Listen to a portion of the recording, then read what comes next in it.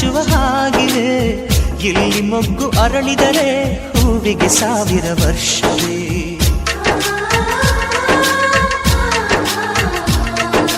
ಕಣ್ಣೆರಡು ಇರಬಹುದು, ನೋಟಗಳೊಂದೇ ಅಲ್ಲವೇ?